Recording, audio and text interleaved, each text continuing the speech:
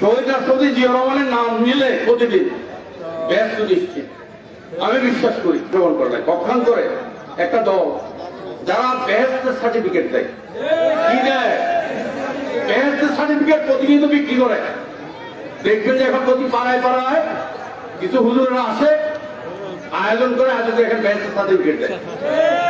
তো এই বেহেস্তের সার্টিফিকেট দেওয়ার থেকে আমরা একটু সাবধান হতে হবে।